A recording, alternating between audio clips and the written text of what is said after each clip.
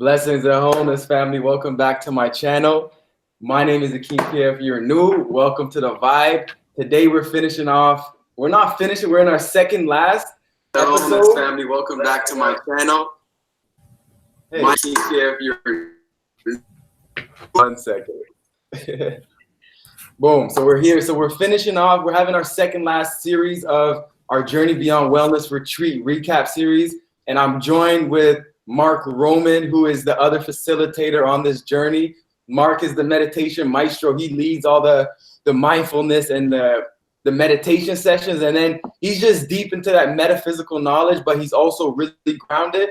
So I'm sure y'all already know a lot about my brother Mark. So give thanks for Mark for tuning in and being here with us, and for being, being who he is and just embodying and just, being that bright light that he is. And as y'all can see beside me, got the Empress Dora. She's in the building right now. So we're going to be going into her story. And this is something that's powerful for me because I've witnessed it the whole time.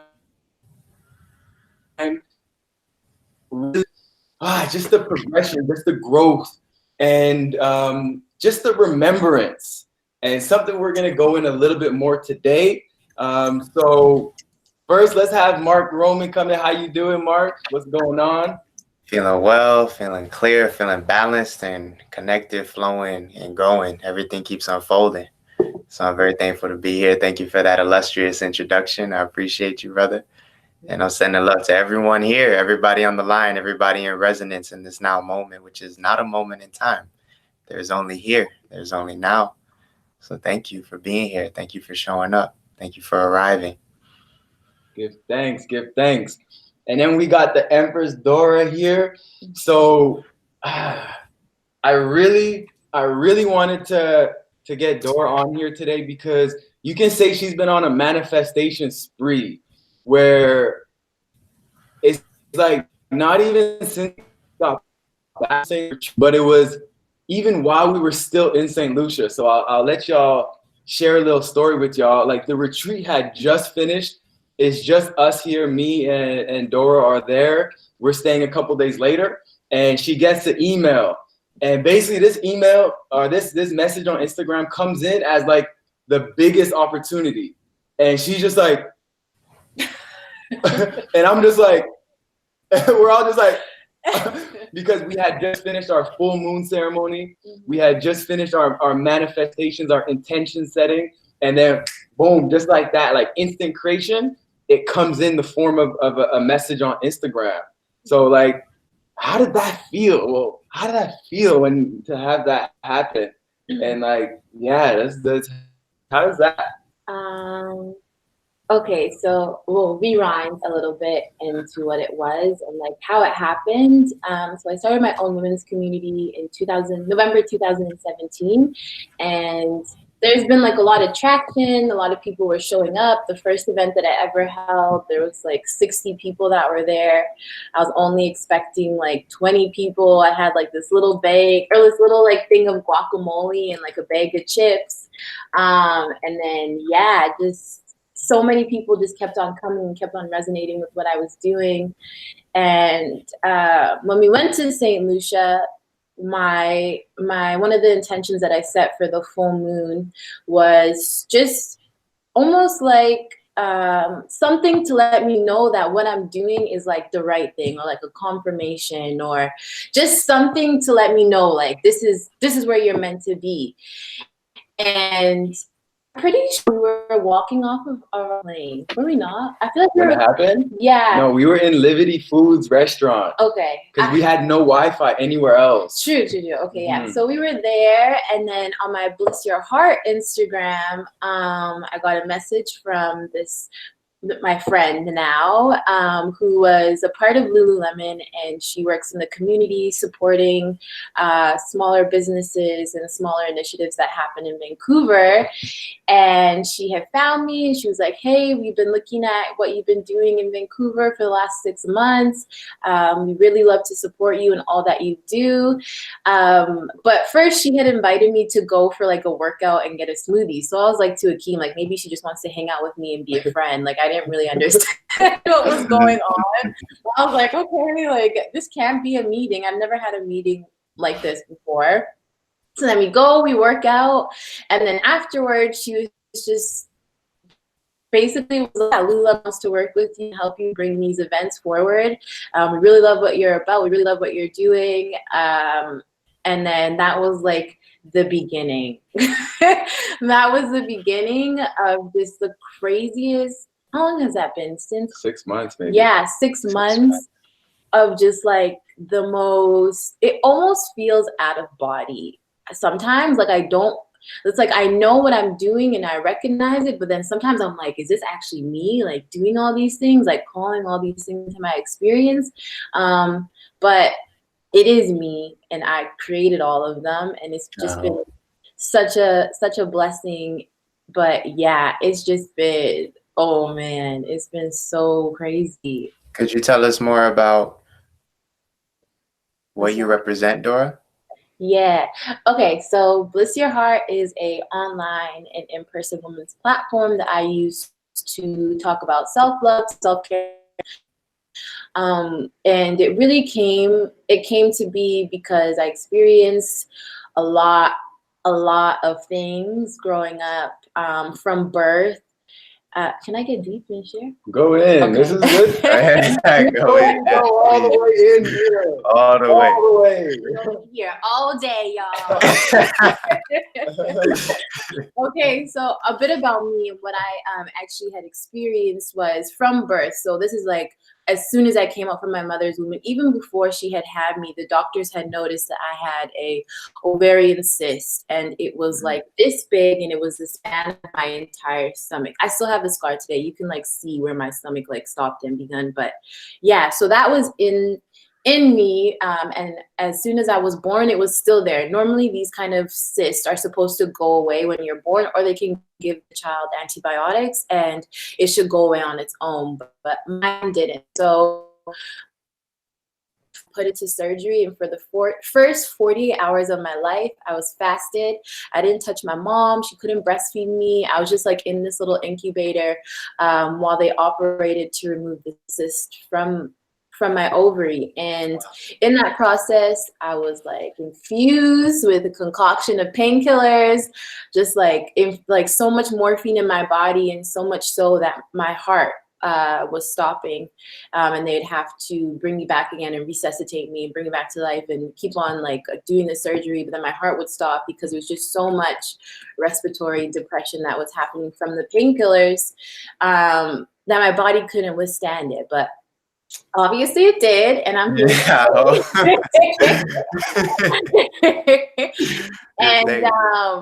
And yeah, so I wouldn't find out like right then and there what was going on, but as an adult, I found out that wasn't taking care of herself at all. She was a single mother, new to Canada, raising my brother, going to school full-time, working at McDonald's full-time, and really just trying to make ends meet, having to deal with my dad that wasn't really there, and then having to provide like all these things, so much stress on her. So when I was born, that manifested in my body.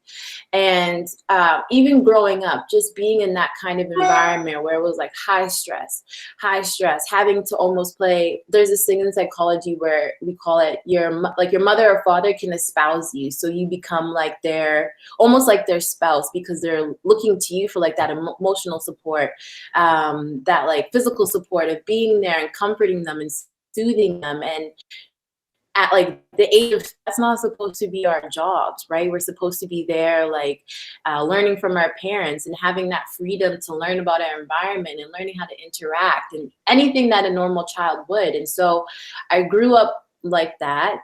And I would get to my teenage years, and that would just be like I don't even know. Like there's that movie called 16 where those girls are like doing all that crazy stuff and they're like going out drinking and doing drugs and like all that stuff. My life was like that, but probably like times 1,000. And I was really lost. I was in 4 really bad relationships. one that caused me to have disordered eating, another one that caused me to have anxiety and depression, and then the last one where I was in a very abusive relationship.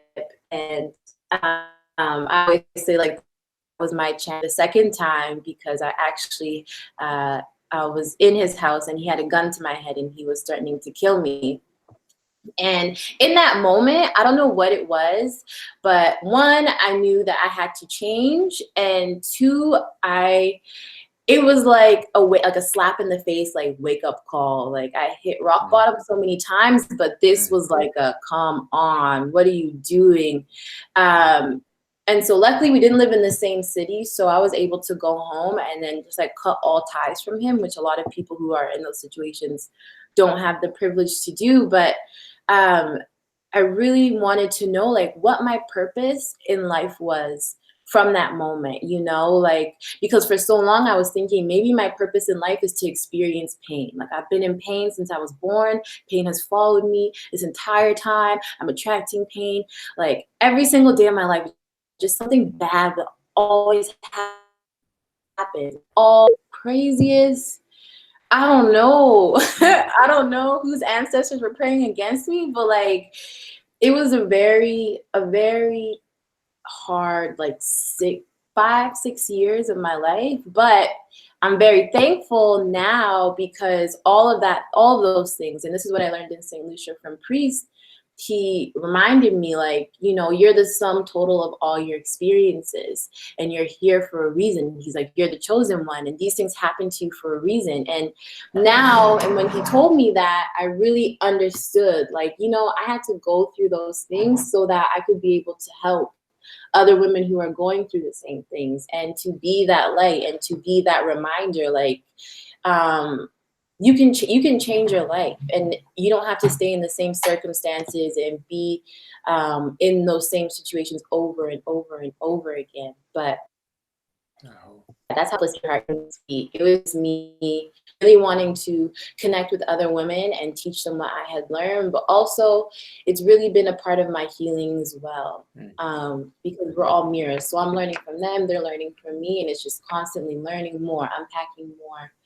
I want to honor you for a moment to thank you for sharing your story so clearly and transparently, and also with grace to flow through it. And I'm sure there's more to unpack. There's so many lessons each one in one of those, you know, experiences. Yeah. And as Honorable Priest Kailash had mentioned, you were the chosen one. So as soon as you came into life, you had inherited something that these are master level lessons, and somehow you've taken on this mantle and you're carrying it with grace. So I want to honor you for this. And also, as a mirror, what do you feel that when women step into your field, what do you feel that you represent to other women?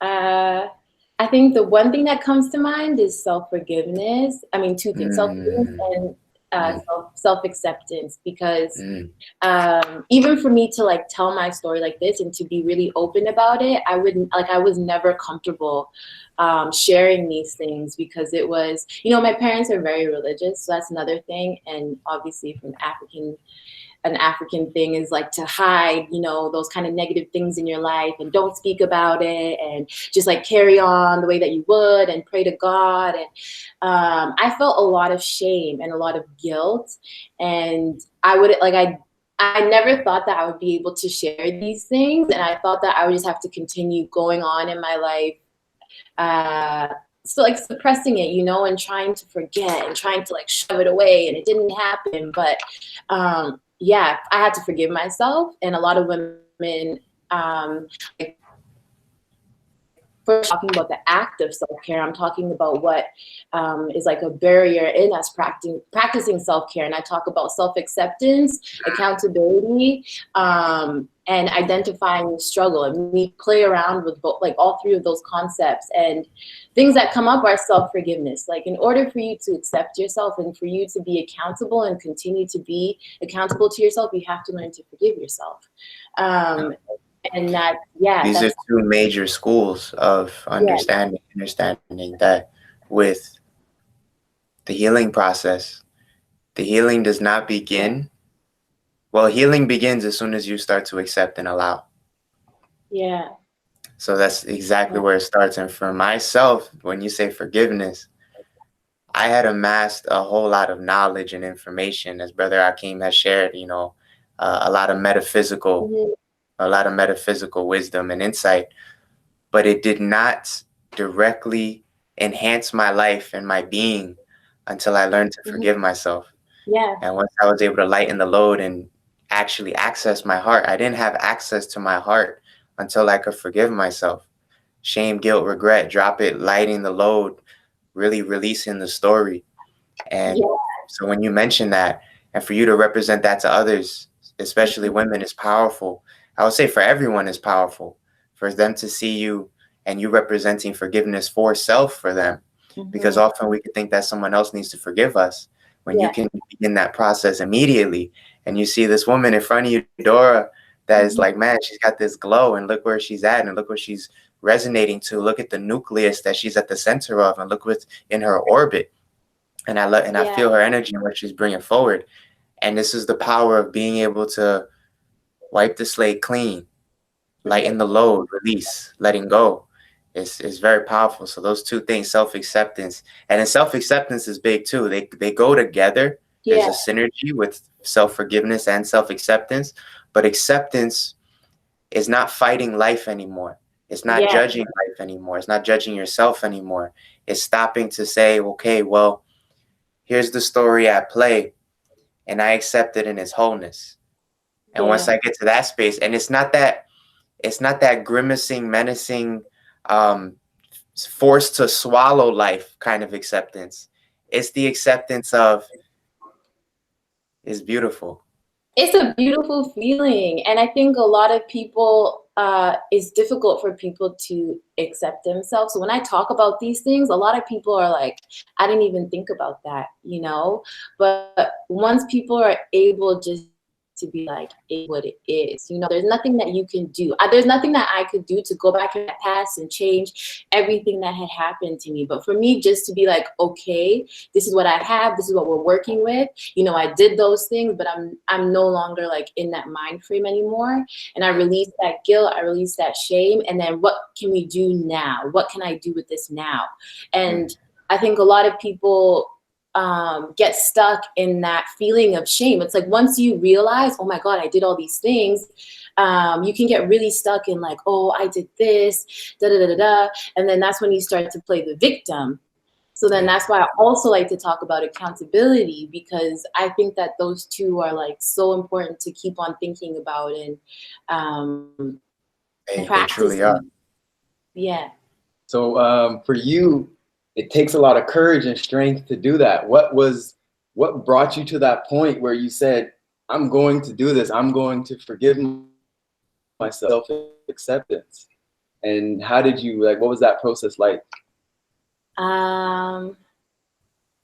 It was, I mean, okay, so like after, I'll say like after I had left that situation I was in that relationship, I wish it was just like all rainbows and butterflies afterwards, but there was a lot of things that I had to work through in terms of like self-esteem, and even like I had a lot of like anxiety. Like it was there, I remember like I really suffered with having showers, because as soon as I would get into the shower, it would feel like my whole world was like coming down on me. Like it was the craziest feeling. And there was a lot of things that I had to process afterwards that were a consequence of everything that I had dealt with for like the past 5-6 years. And I remember I went to go see a therapist, and this is why I do the work that I do now. I went and I had told her like everything about everything. Like I just like let it out all over her desk. And she looked at me and was like, you know, you're still going to school, you're still fully functioning, you know, you have a home, you're only experiencing anxiety in the shower, like there's nothing much I can offer for you right now. It's just, she gave me an adult coloring book and pencil crayons, and she told me to go home. Wow. And you told her your whole story? I told her like I would tell my mom, but like for her, because I didn't know her, I just like had this freedom that I could tell you everything and you're here to help me. And then from this, if I leave out anything, you're not going to be able to help me properly. So I'm going to be vulnerable and share everything. So that's what I did. And so for those of you who don't know, I'm in psychiatric nursing right now, and I have a background in psychology, but there's this thing called the DSM. And when they're diagnosing someone, say with depression, which I had, and anxiety, you have to go by the criteria that they have in this book. And some of the criteria is like you're debilitated, you can't go to work, you know, you're like your daily life and like functioning is so impaired and it's really stopping you from living. But because I was still in school and I was still like, I had just graduated from university and I was able to like accomplish all these things, she didn't see what I was going through as an illness or like as something that was really holding me back. And so then I remember when I went home and I was so angry. I was so angry. Yeah. I was so mad because one, I don't know why I thought like, imagine if there was someone else who was in like dire need, like someone that was suicide, and this woman was like their saving grace, and all she was going to offer them was just a coloring book. Like for me, I don't know why that really stuck with me. I was like, what? So then, it's real. It's with me as you speak it right now. It's real. Yeah. So that for me is what started, that's what put me on this course of doing psychiatric nursing. But that's also what sparked that thing in me where like, hey, like maybe this healing has to come from you now. And maybe you can't really look externally for someone to heal you because, you know, all these relationships, all these friendships, all these things that you were doing were some form of healing, and you were searching for that healing outside yourself, externally. So, of course, I was very, I would say damaged. So I turned to drugs and alcohol for a while. I drank, I did drugs, I was whatever, trying to find myself. Not yet. Almost. But yeah, so then I remember there was one night. Wait, what'd you say, Akeem? It stuttered for a moment. I said, and then she found me. Love.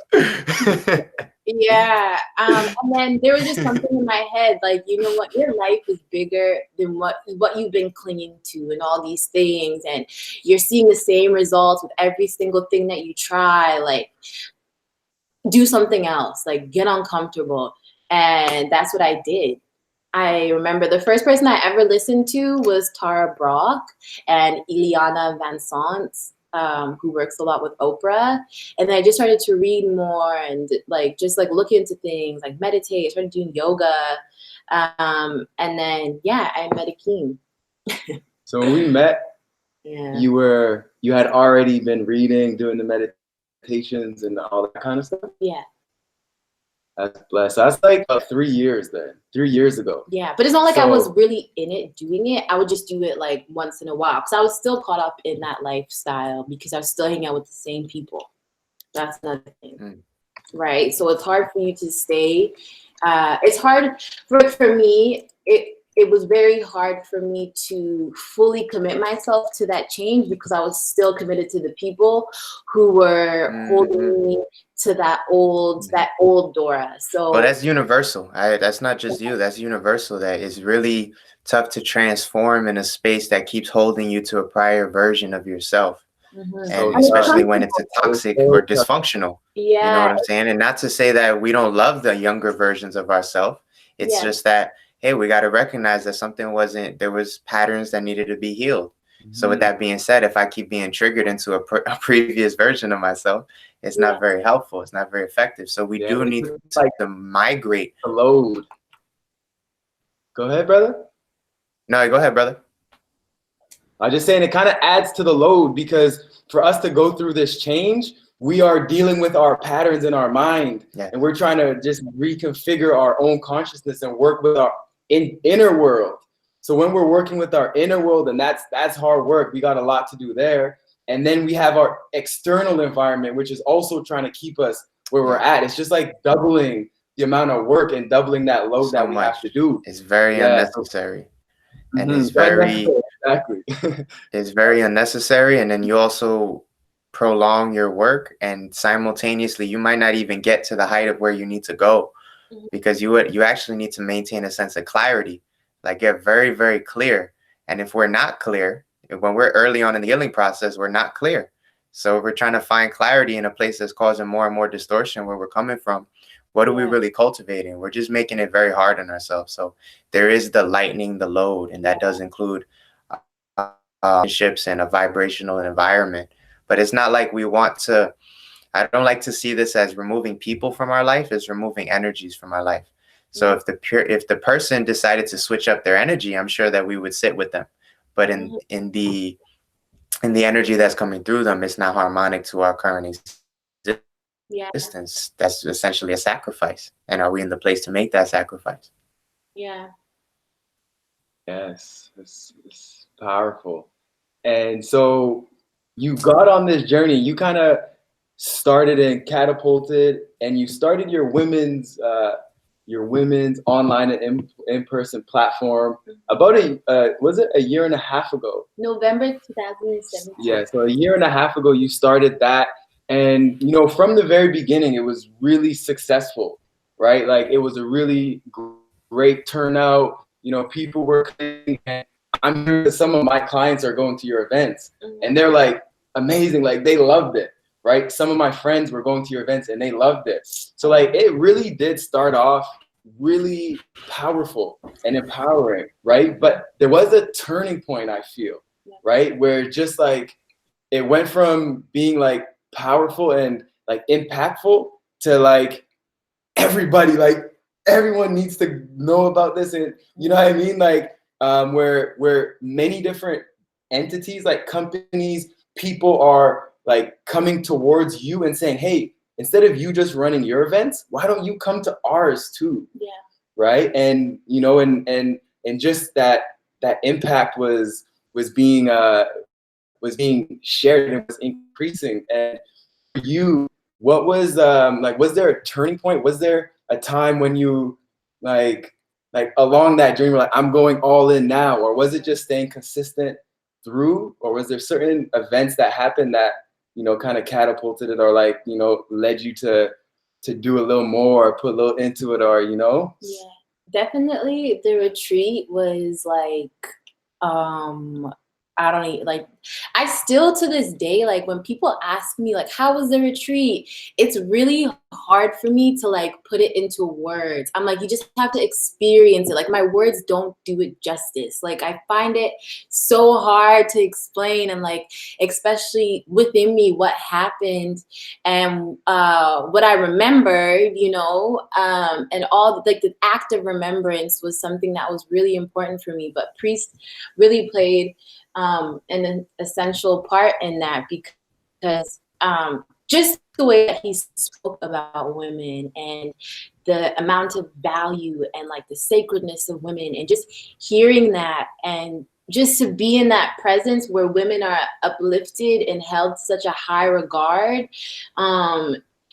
It was just, I've never heard it like that, you know? And so I carried that with me when I came back here, and maybe I didn't speak like I didn't preach what priest had spoken to us, the women that were there, but it was just like the shift in my energy, which was, I have all this power in me to create whatever it is that I want.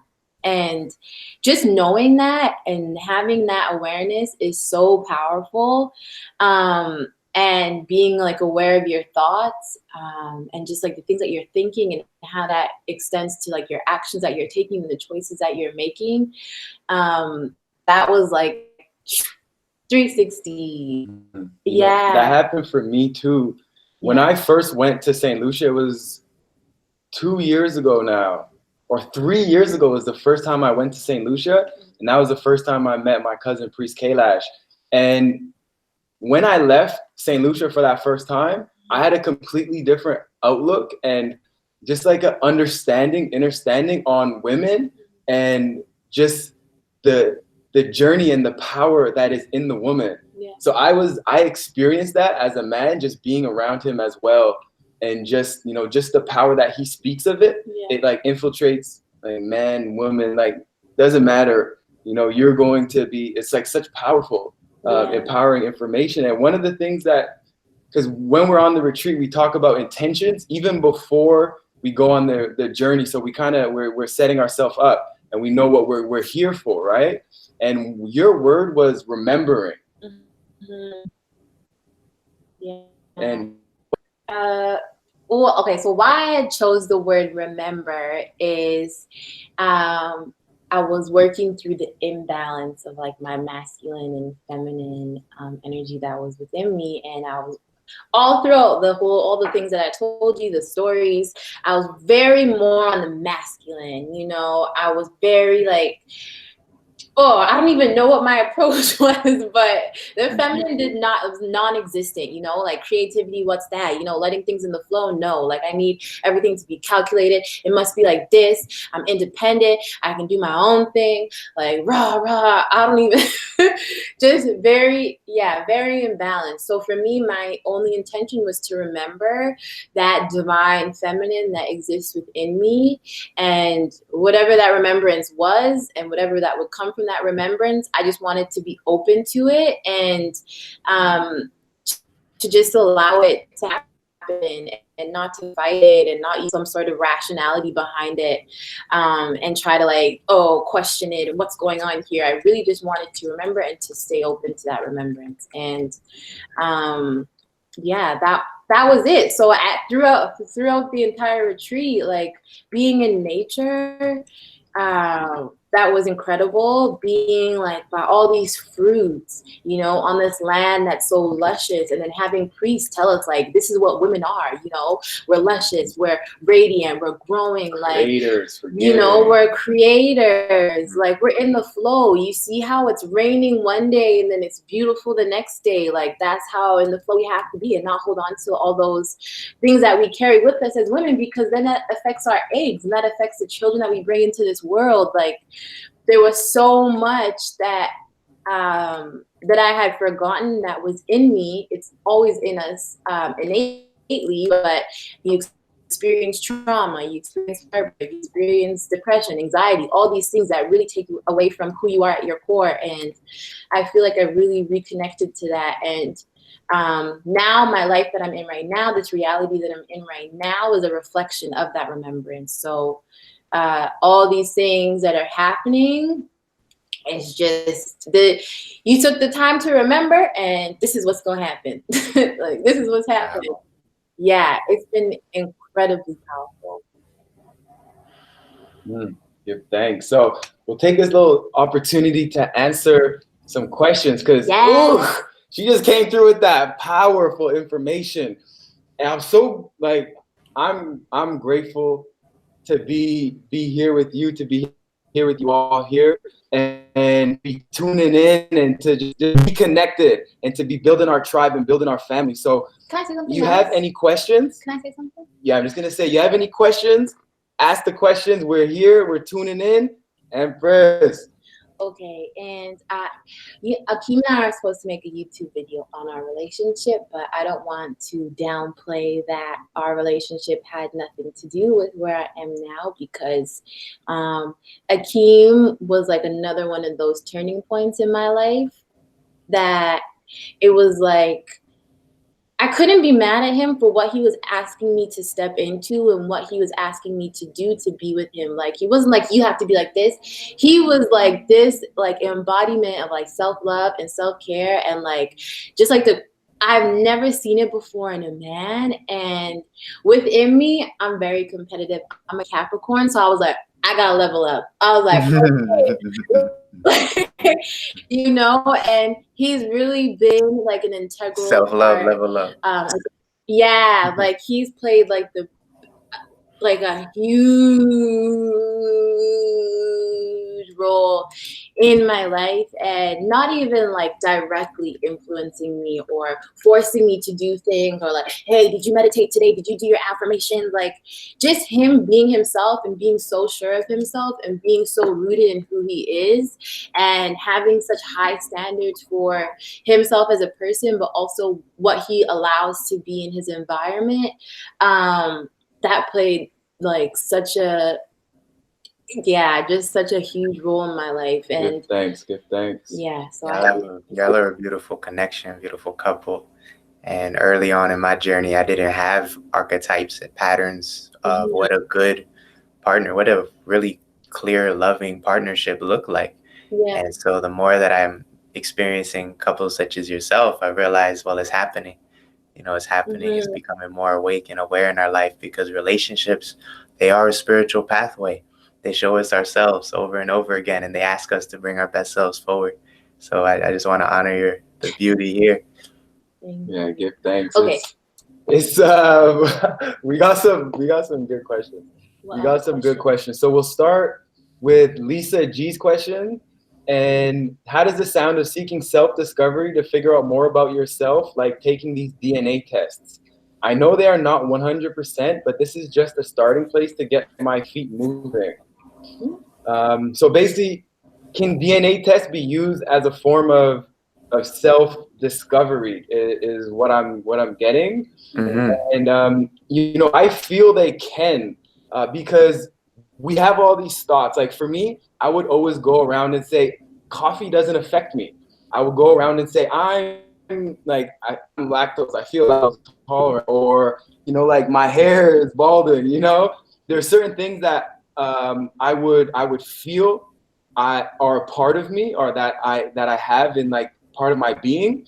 And then when I took the DNA test just said, you're right or you're wrong on that, right? So it's an interesting thing. It's the DNA test will tell you some baseline information of when you were born.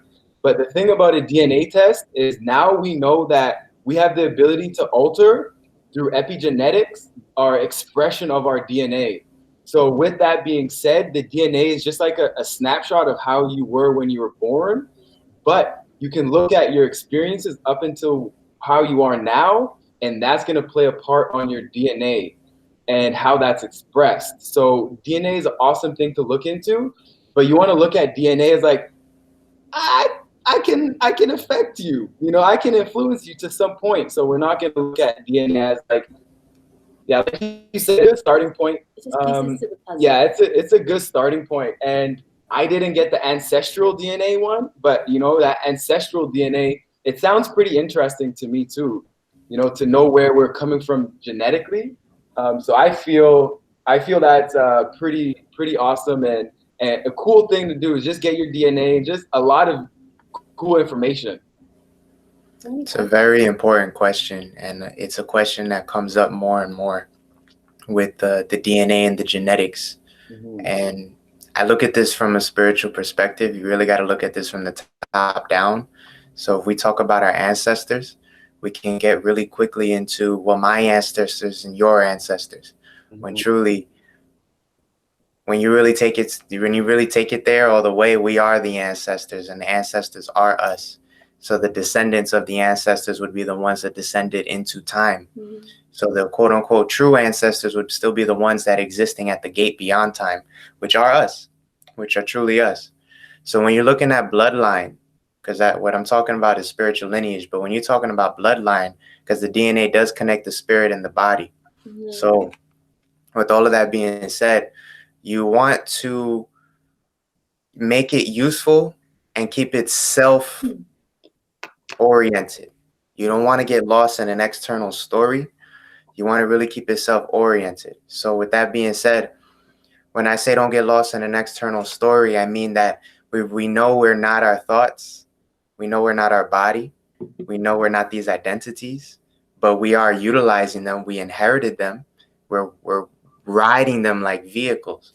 So it is important to understand what you've inherited.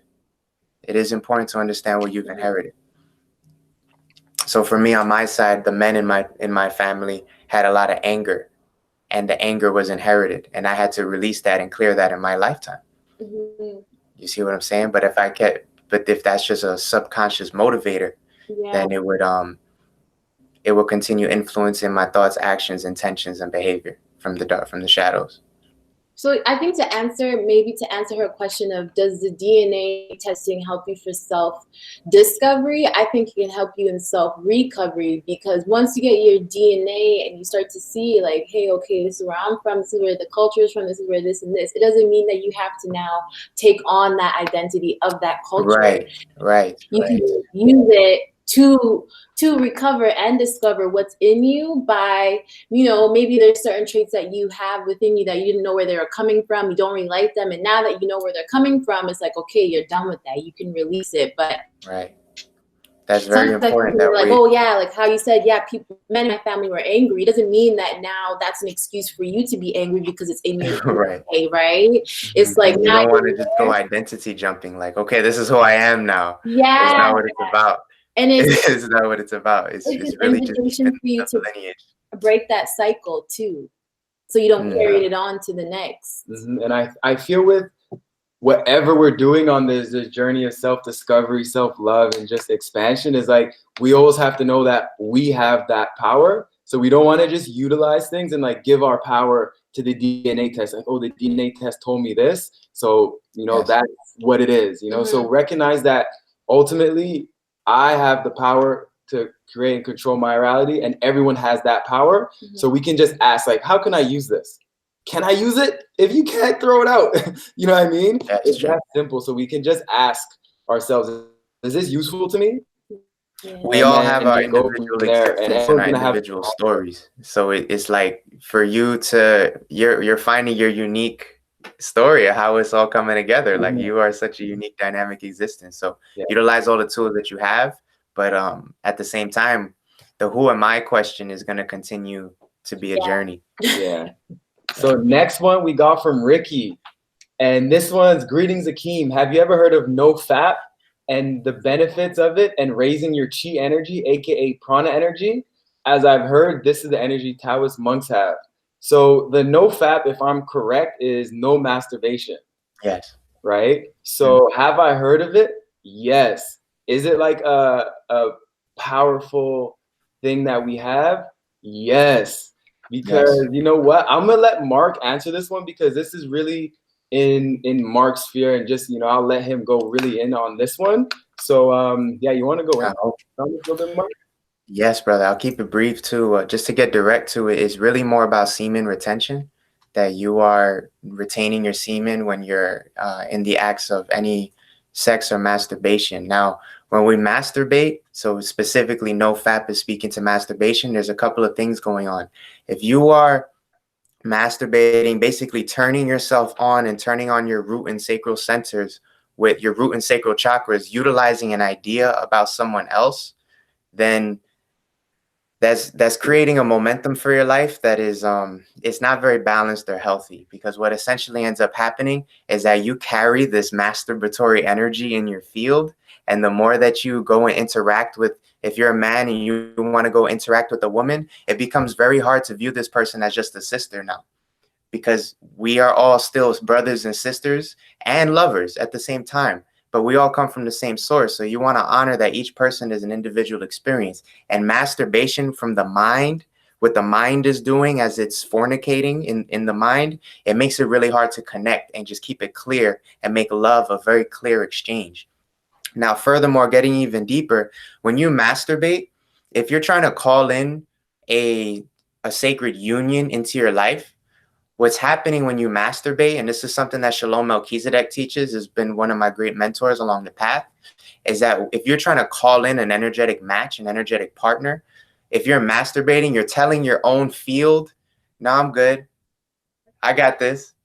I don't need, and this is for men and women, that if you're masturbating and you want to actually call in a mate in your life, you're actually holding that space. You want to create the space to allow a partner to match with you in your life. If you're overly masturbating, or I would say even masturbating at all, there's a sense of this space is being held.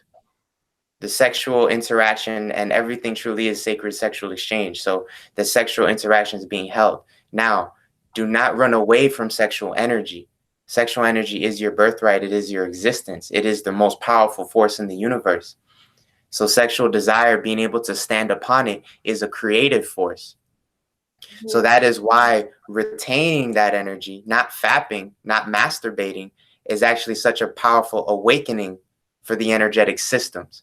Because when you stand upon it, that root sacral energy goes through your solar plexus, goes through your heart, goes through your third eye, goes through your throat, through your third eye, through your crown, and so on and so forth. So you are birthing yourself. And the most powerful energy is this sexual energy, the masculine, feminine, the electric magnetic force happening within you and around you. So if you can appreciate, well, just to be direct about it, no fat, it's very helpful, but it's really more about semen retention, being able to maintain your like basically not ejaculating in the moments of I guess, sex. Yeah. And you can go through a cycle. This is a big conversation because as soon as we get into semen retention, we got to talk about, okay, so when can I ejaculate? Basically, if you have a partner in your life, it's a good idea to plan to ejaculate when they're on their moon period.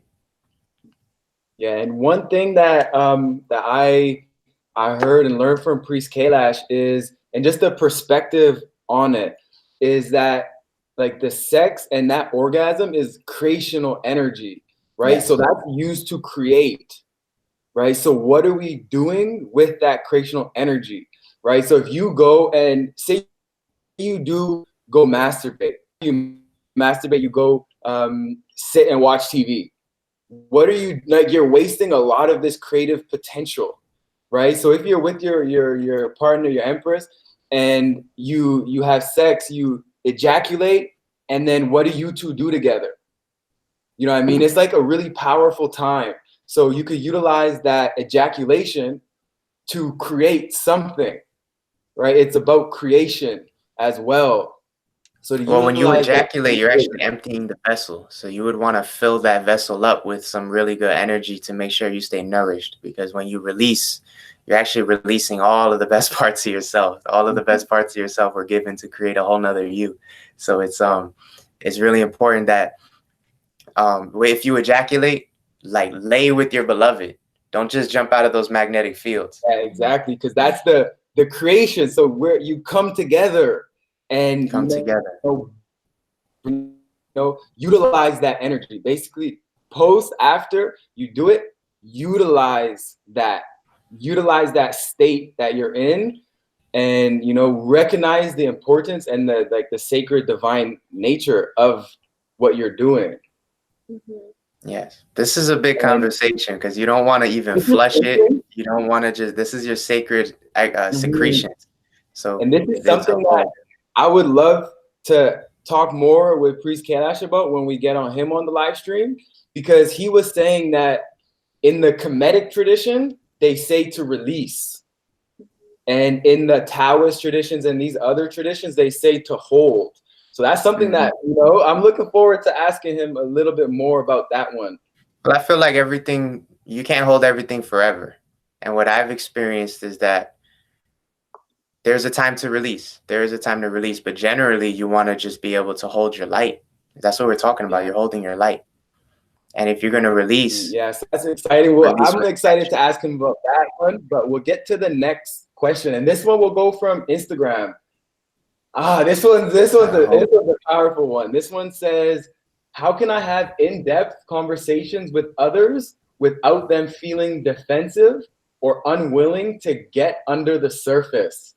We're going to let Empress Dora go in on this one and talk about this one, because I feel I can learn.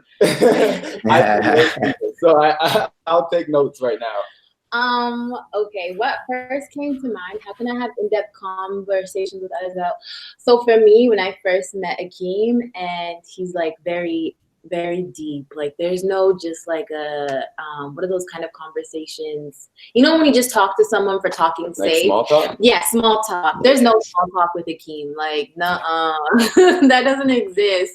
So for me, I would get really defensive even when he wouldn't be calling me out, but he would be just like bringing something into my awareness. But because I had never experienced that, I would get really defensive and I would get really upset and I want to play the victim and be like, what are you doing? Why are you asking me that? Da da da da. And then when I started to, you know, make that transformation, really change my thinking and my thoughts, and I would talk to my old friends and just like bring up things, you know, or just bring things into their awareness. And then the same way that I would feel when he did it to me is the same way that they would feel when I would do it to them. And I had to realize, like, when he was talking to me like that, I wasn't on that same level of understanding. So I didn't see it the way that he was seeing it. And I had to take that into consideration when I was talking to all these other people, because our thoughts, these beliefs, these programs, these things have been inside of us since we were born, even before your mom, you know what I mean, is affecting that the way that you're thinking right now. So for me, it was just having that understanding and compassion for others and realizing that you work through your own stuff to be able to talk about these things, but maybe they haven't even worked through anything to understand what you're talking about. And for them to see eye to eye with you, they need to work through some things, you know, because I think when you start to like when I started to become aware of like what was going on in life and like how big of a role we play in a lot of things, it was like, I want to tell everybody, you know what I mean? Like, don't eat that food. Why are you eating that? Like, you're taking on the spirit of like the dead animal. Like, what are you doing? You know, I really wanted to preach and preach and preach. And some people aren't ready for that. They're not ready to see. And I think that's the most important part, is to be aware that a lot of people aren't on the same level of understanding of you, but also being able to talk about it in a way that they'll be able to understand. I think was what has helped me as well, but I don't know if there's anything else that you want to say. Yeah, talk to them in a way that they'll understand. And like when we get this, when we were looking to help someone or like share this information that we're really passionate about, we're like preaching at them, like you were saying, we're preaching at them. Yeah. But you know, maybe it's not something that you really want to talk about first, and maybe you just want to be around them and embody that around them for a bit before you bring it up, and maybe they'll notice and maybe they'll ask you, right? And then also I find it like we're giving suggestions to people a lot about, why don't you do this, or you should try this, or you know, we're trying to tell someone how like they should be living their life or how they should be, you know, moving through this world. And you know, when we get hit with that truth, it hurts. It's hard. So it's hard for us to have that truth put into our face and not take it personally, not take it like oh, you know. So I feel how we bring it up and how we talk about it. You know, maybe before we even go into talking about these deeper things, maybe we set the groundwork about, you know, can we have these conversations? You know, like what's the base of our relationship? Like, do we want to be going into this work? Are you ready to be doing this right now?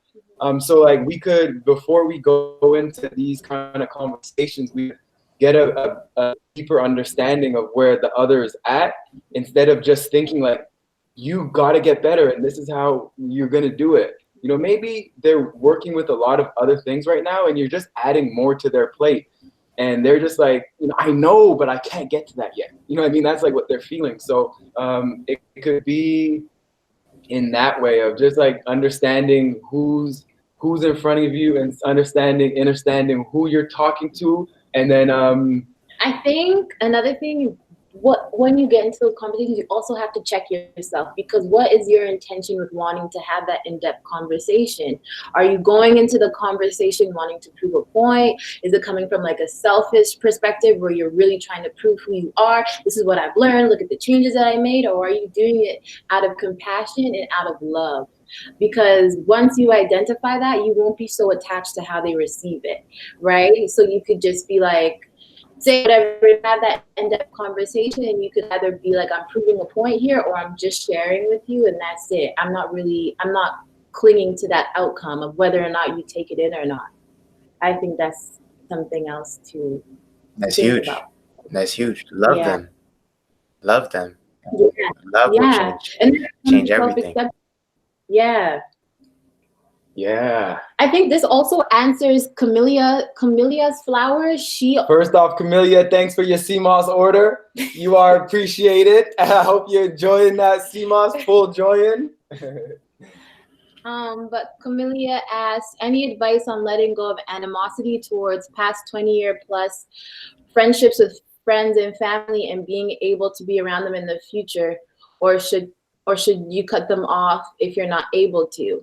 And I'll say my piece on this, in that I didn't have to cut off anybody, but when I started to embody it, like Akeem was saying, they kind of just dwindle, you know, and they start to fall away. And when you're working through self-love, self-acceptance, all those kind of things, you're not really worried so much on that relationship, because you're starting to attract other things in your life that are not replacing them, but you're not focused on those things, if that makes sense.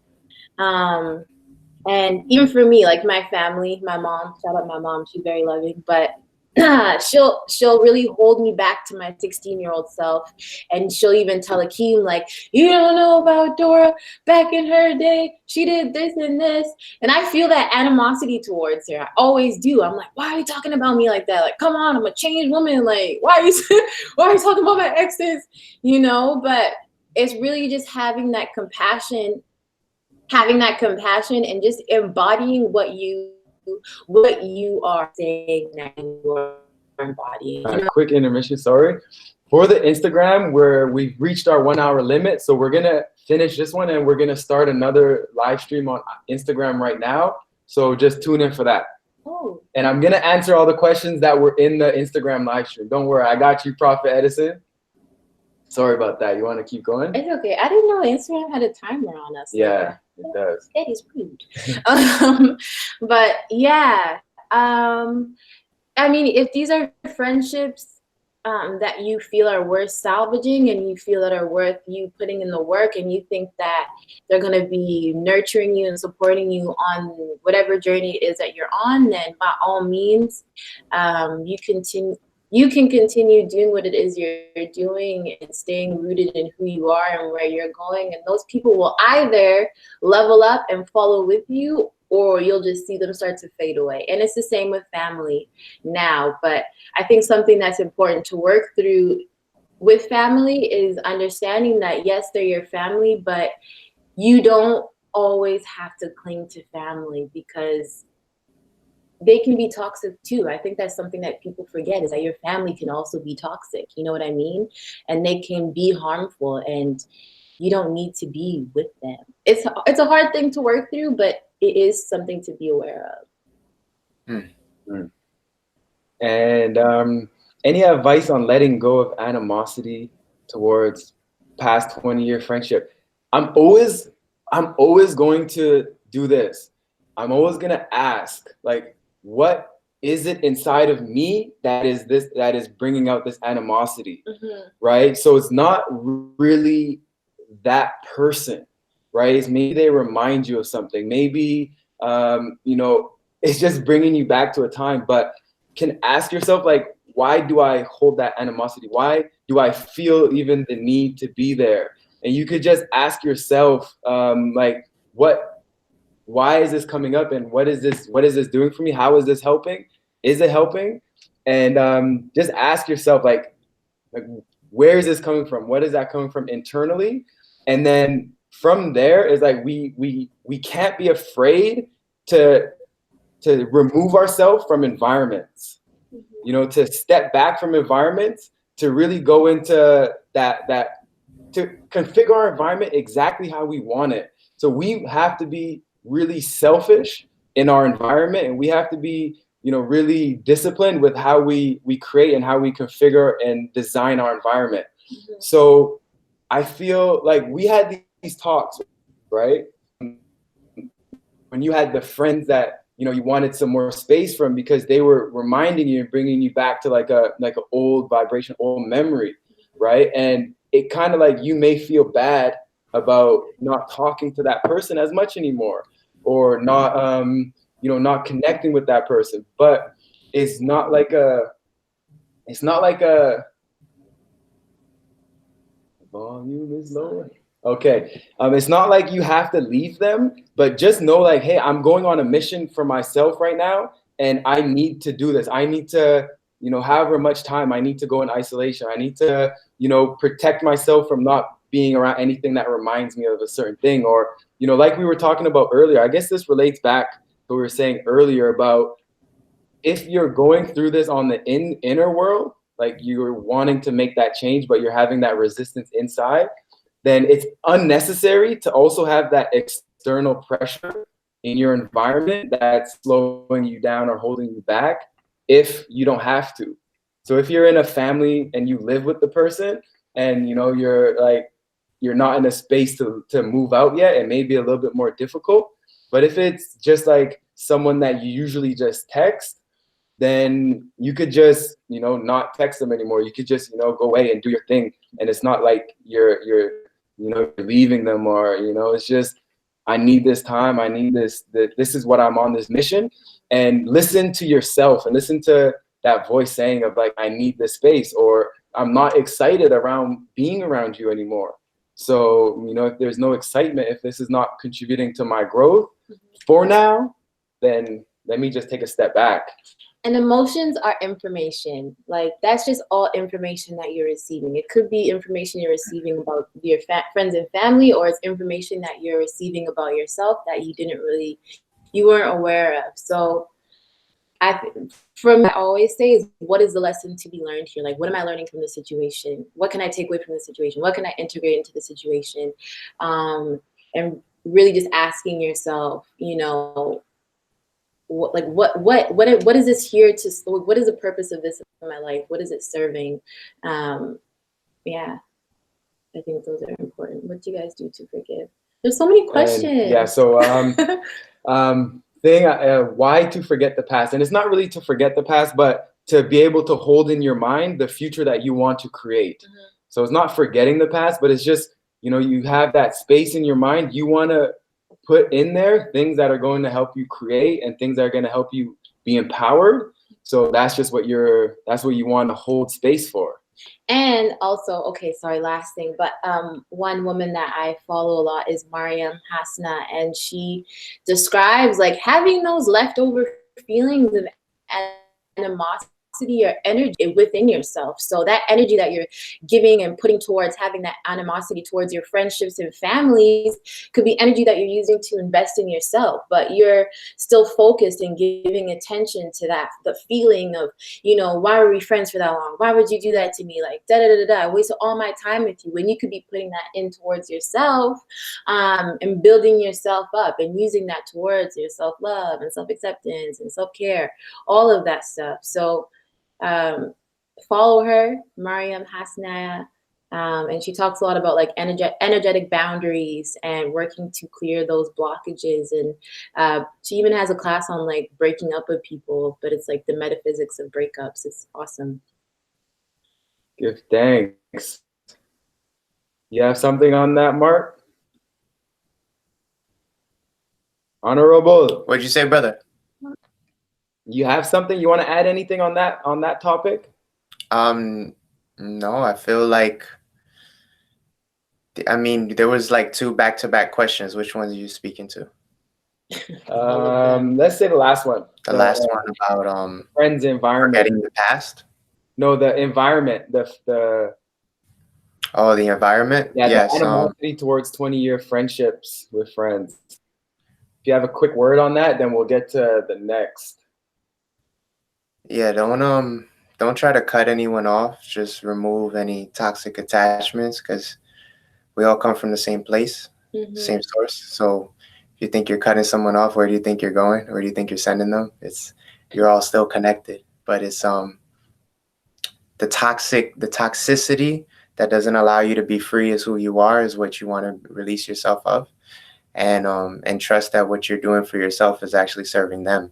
So instead of feeling like you're cutting someone off, you're moving into another frequency, and those that if they follow you by resonance, then you go, and together you still are. But if you flow and there seems to be no resonance for that moment, then that's what it is.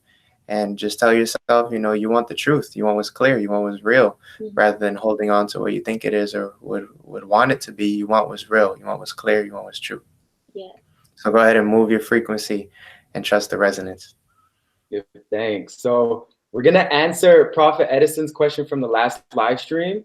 And this one's for Empress Dora to start. Did the support of others play a major role in the healing process? Or was it the self-love element that really drove everything home? Yeah. Give thanks for the question, Prophet.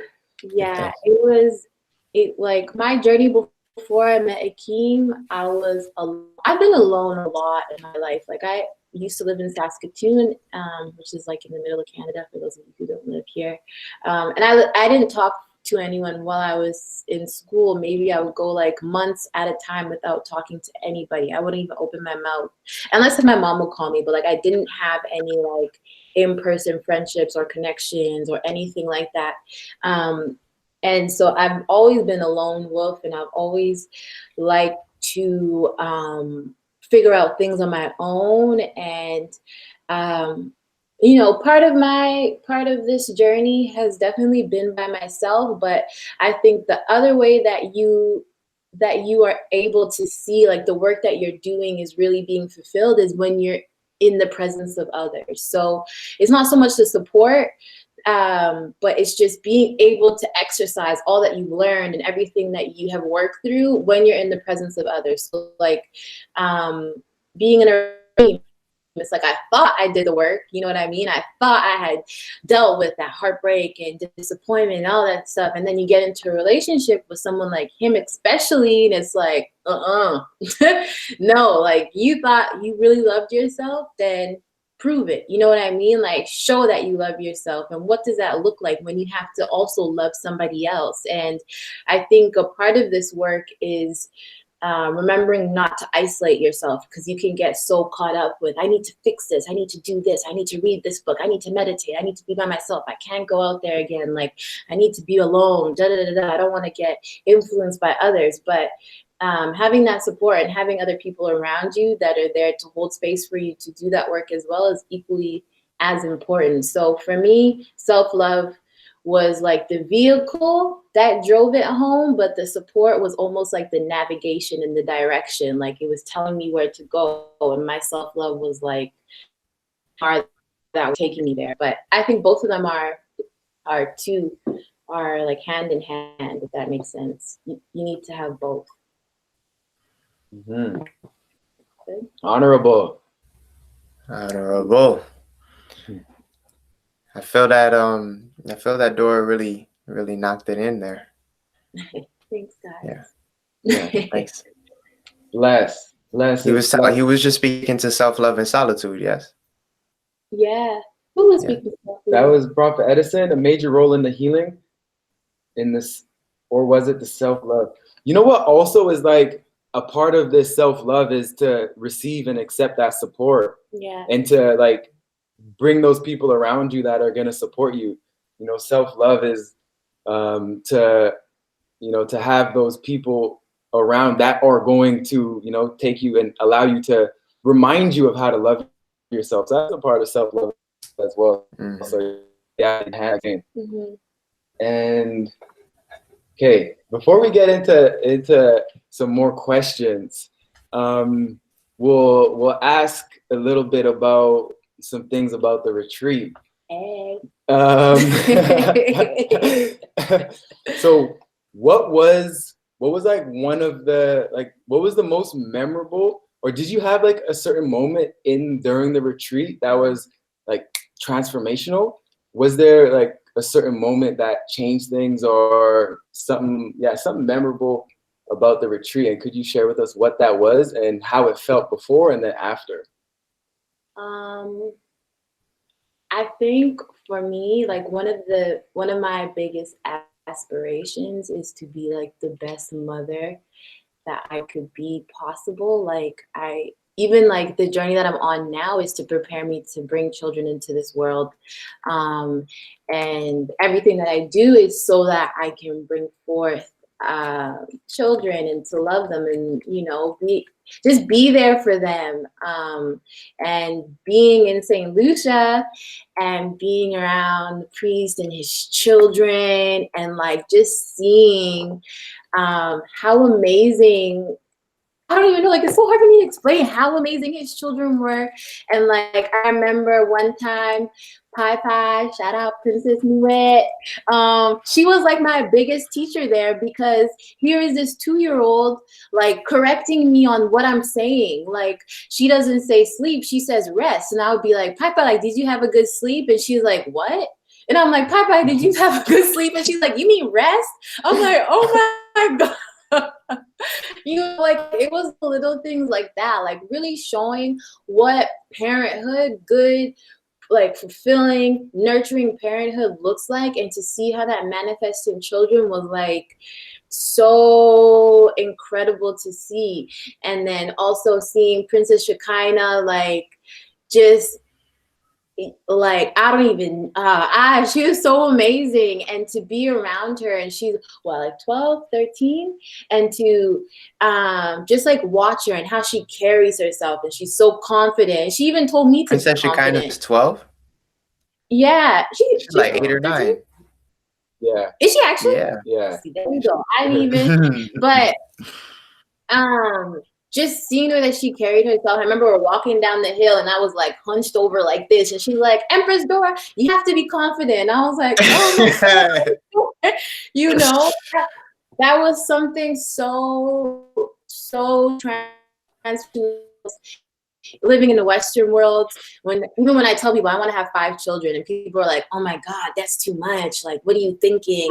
Like 2 is okay. And I'm like, well, I'm not bringing like killers and criminals into this world. You know what I mean? And so that really restored my like approach to family and being okay with having 5 children. Like I'm going to raise beautiful children who are going to change this world. And that really confirmed that for me. And it really affirmed my goal of being a mother. Yeah. So we got Honorable Goddess Akeemopierre. She was 9. Oh. Right. So just chiming in. So that's Empress Akeemopierre up in Mount Kailash where we're staying. We have Priest Kailash and we have Empress Akeemopierre here. So we give thanks for you all coming in. But we got a comment here. The first love is self-love. To be balanced, you must be the center of your own universe power. So naturally, some people will move away who share no common interest with you. Yeah. So that's going in on with the friends. You know, it's just that first love. Once you focus in on that first love, on that self-love, then your just environment just happens how it is and how it's supposed to be. Yeah, that's true. Just focusing on that self, focusing on that, and everything around you, you know, tunes in and, you know, goes in from there. And give thanks. So the next question was, how powerful is silence? Any tips to achieve more of this nothingness? Honorable Mark. Silence is all powerful. It's all permeating. It's where everything comes from. Everything comes from silence. So if you can listen to the silence, then you'll be in the space of where everything comes from, which is, I won't tell you what it is, but I'll tell you that everything comes from silence. So when you listen to us speaking, when you listen to music, and you hear the space between notes, if you can hear the space between words, how there's a ripple, and that ripple of waves in the membrane and the film that's rippling across your consciousness, across the lake of your consciousness. That's the film of silence. So how powerful is silence? When you're in tune with silence, you're absolutely clear. You're absolutely grounded. You can see clearly, and you can also be in communication, in communion with all of creation around you, because everything is in that same resonance. So when we're in the silence, we feel that we feel the presence of what is there in the silence. So we have organs, and this is one organism, and this is a synchrony, a synergistic harmony that's happening within this universe, this one song that's radiating outward. So everything comes from silence. And when you're in tune with it, you're in tune with nature, you're in tune with life, you're in tune with creation. And the more that you empty yourself, empty of who you think you are, empty your thoughts, empty even the physical structure. This is why we fast.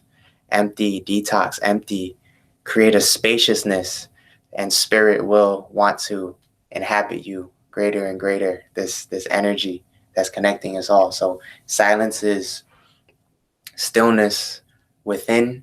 Having a sense of stillness within, you have a superpower. You have a superpower.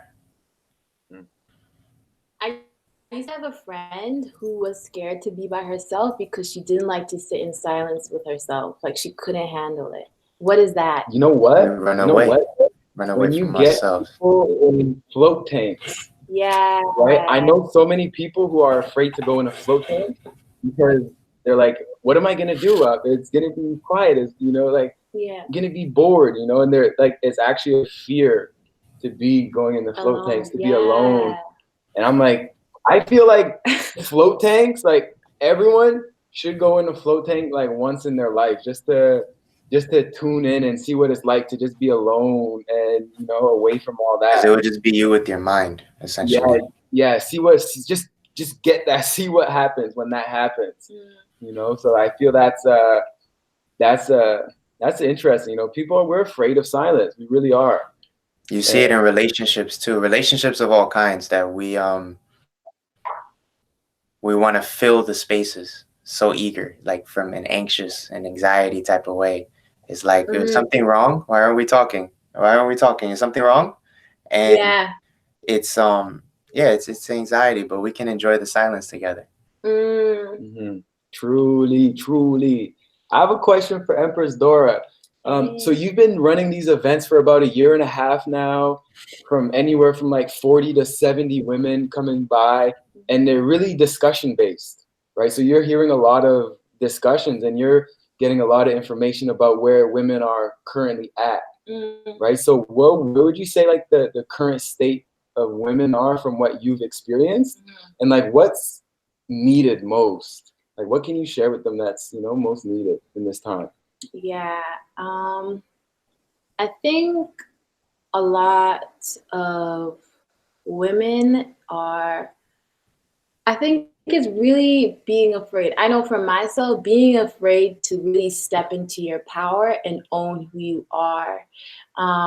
Because one, you don't know who that is. You don't know who you are because you've been so inundated with information. You're on Instagram, you're on Twitter, you're on Facebook, constantly being inundated with all these different images, all these different beliefs, all these different ideas, like 24 access to everything and anyone. And people are afraid to be who they are because if that's not on Instagram, why would I want to be like that? You know, if I'm not seeing myself in all these things that I am constantly surrounded by, it's scary. And so then when I talk about myself and I say like, that's what I had to do, was step into my power. It gives other women to do the same. And so in that 2 hours of conversation, I've had women come up to me and be like, you know, I've never felt like that before, where I really feel like I can leave here and have control of my life. And it's like, it's always there. You always have access to that, but we always get so distorted, or we always get so removed from ourselves that we're unable to tap into that.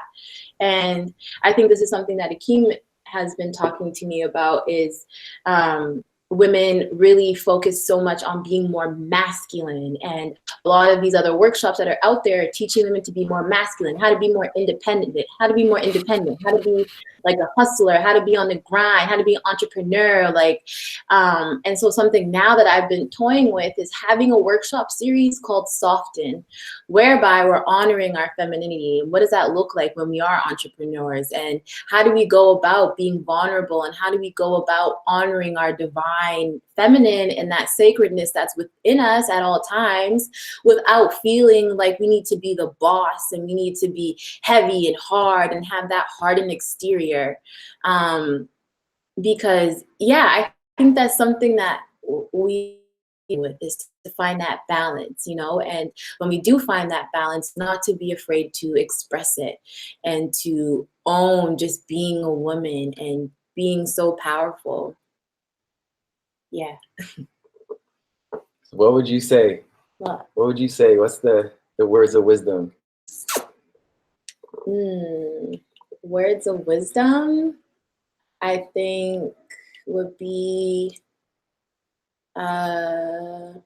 don't be afraid to be who you are, and get curious about who you are, and to question everything that comes into your experience. And if you're really on this journey of self-discovery and self-recovery and whatever that looks like, really work to understand who you are at your core, and question, you know, if I'm having an emotion, is this my emotion, or is this another emotion that I've learned from, say, my parents or my father? And is it really an action that I wanted to do and carry out, or did I learn it because I saw it happen on TV? Or, you know what I mean? Really taking the time to question, like I always say, question everything, and that will bring you closer to yourself.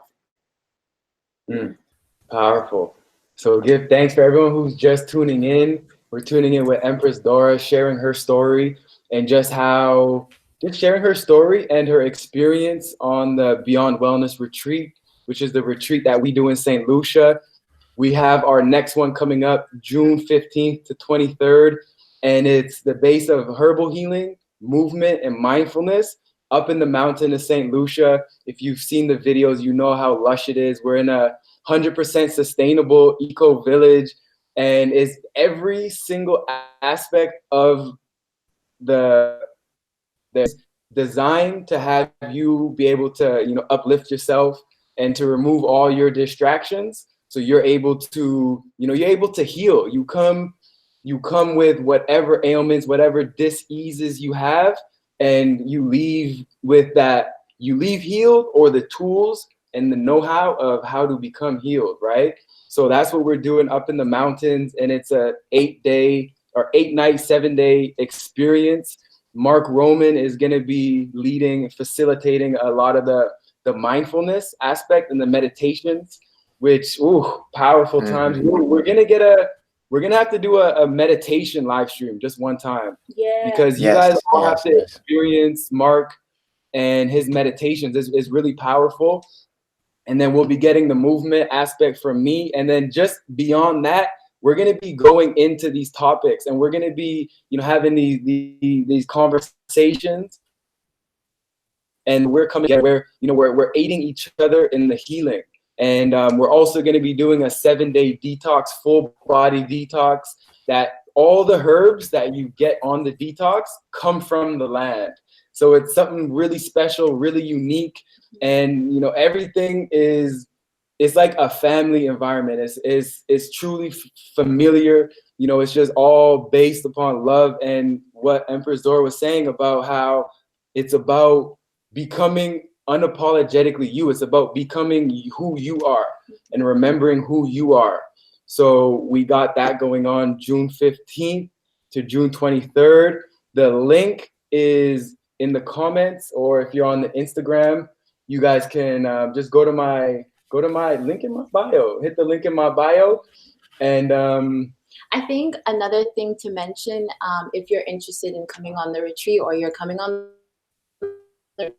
drop your expectations and just set an intention. Like, don't expect anything, because I feel like once you expect something, you're going to be searching for that, and it makes you have that like tunnel vision of whatever you were expecting, you're looking for that. But if you stay open, you just set that intention of being open, then you'll find a lot more than what you were expecting.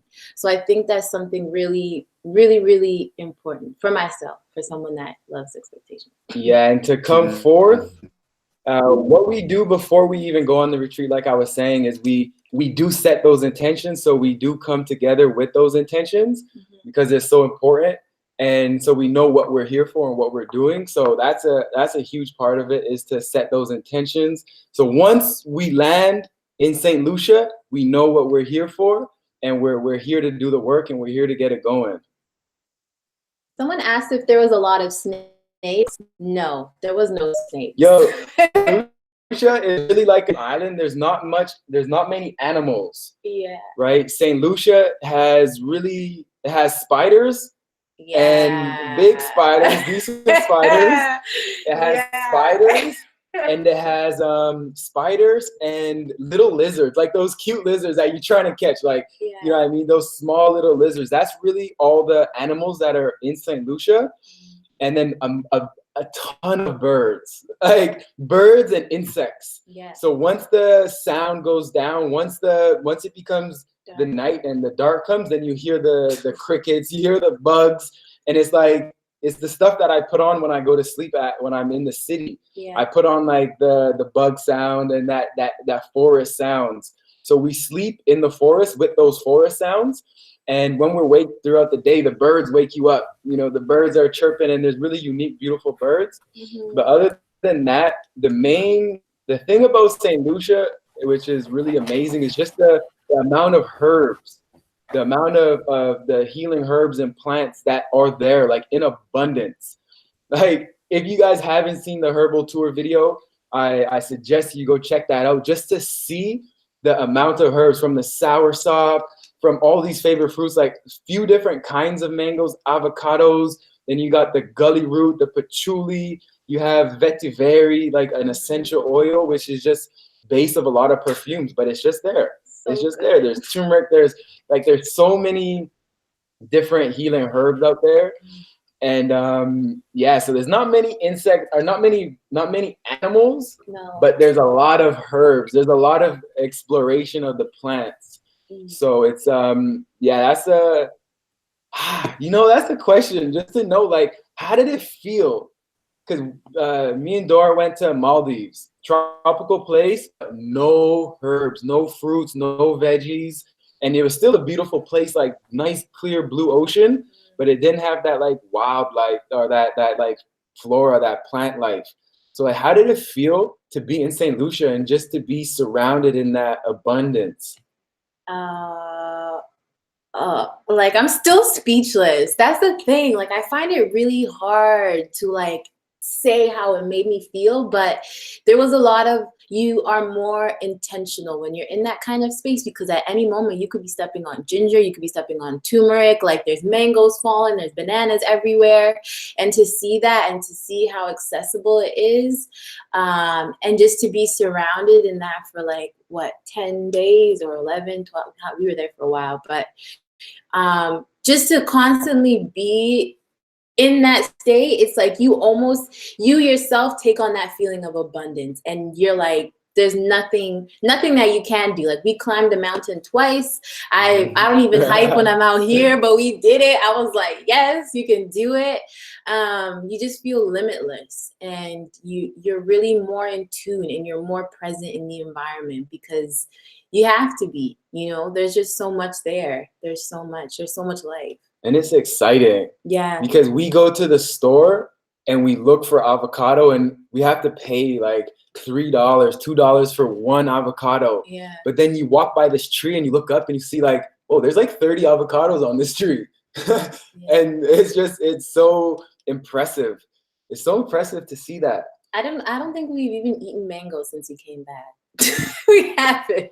I find it so hard to buy them here, because there was like 10 of them that we tried, 10 mangoes that we tried out in Saint Lucia, and doesn't compare. Imagine 10 mangoes. Yeah. Like the one mango is like al arroz, and it tasted like it had a hint of rose in the mango. And it's just, yeah, it's so amazing, so impressive. Yeah. You know, so it's blessed. So Mark dropped out of the call. We'll see if he comes back. But yeah, we just give thanks for everybody who's tuning in.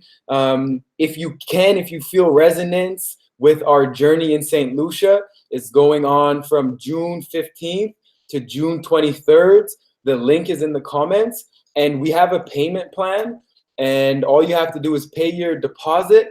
And that's going to reserve your spot. And then after that, we're going to work on a payment plan for you. So you could just, you could pay it over the next couple of months before you come on the retreat. So we have that payment plan option for you.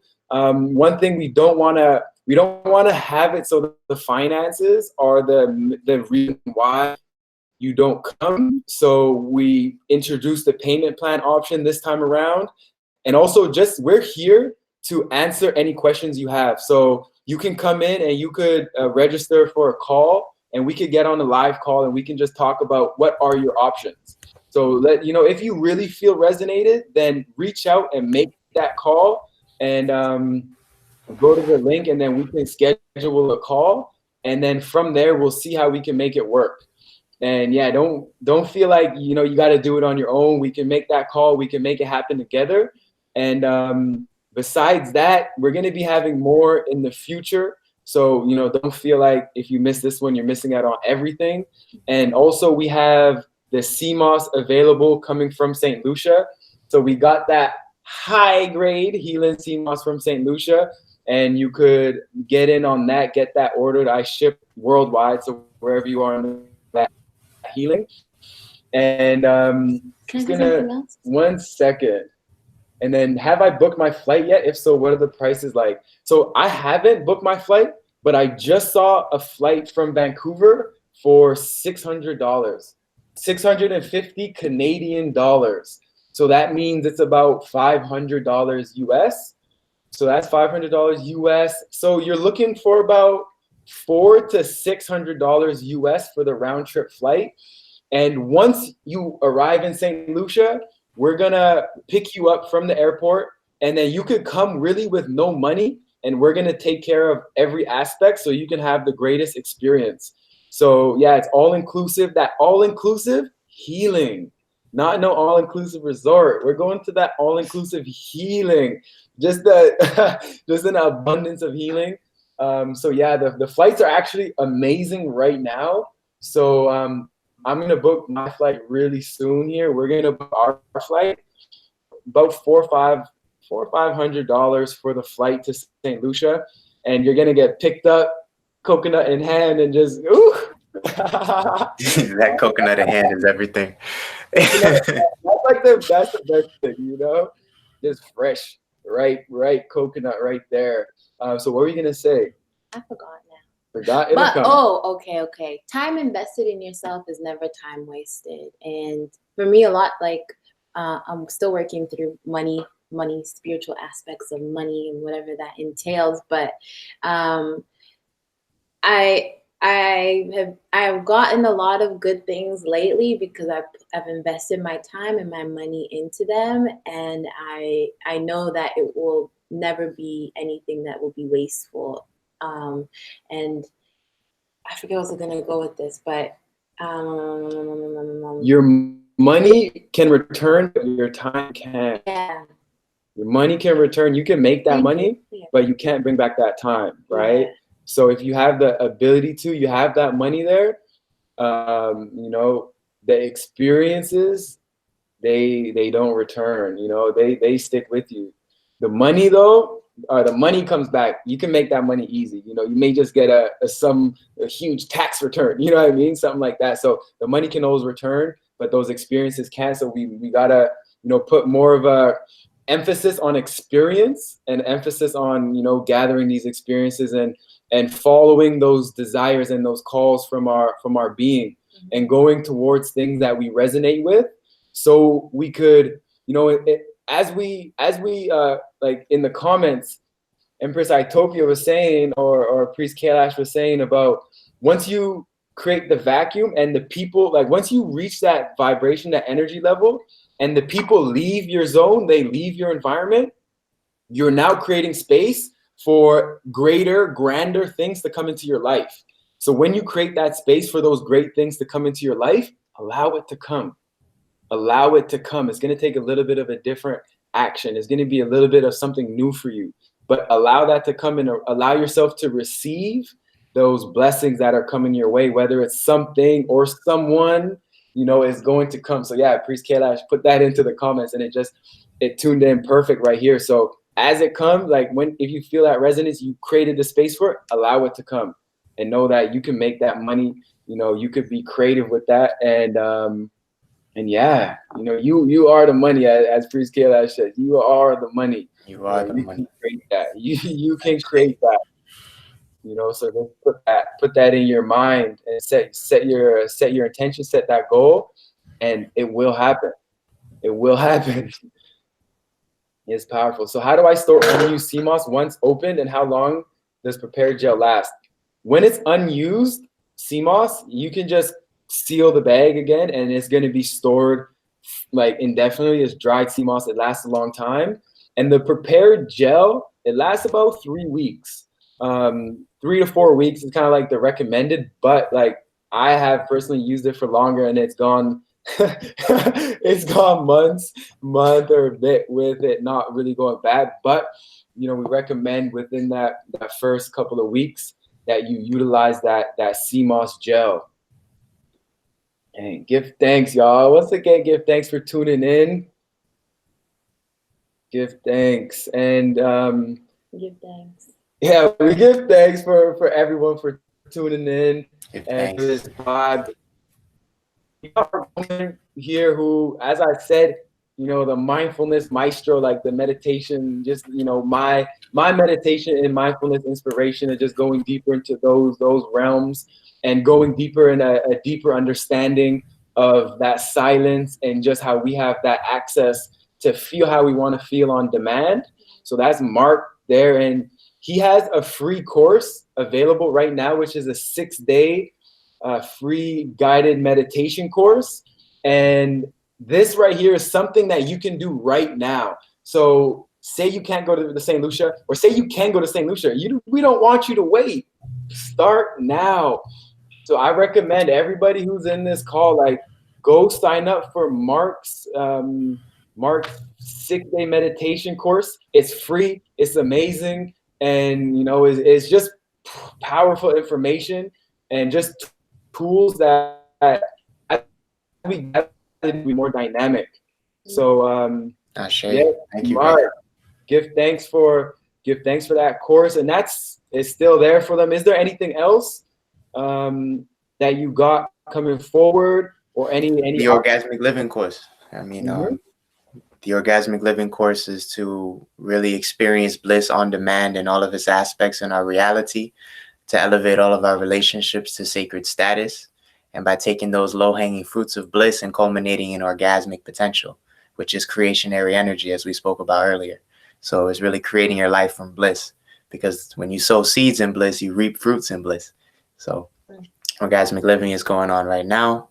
So go ahead and get in there, theinnertrainer.com.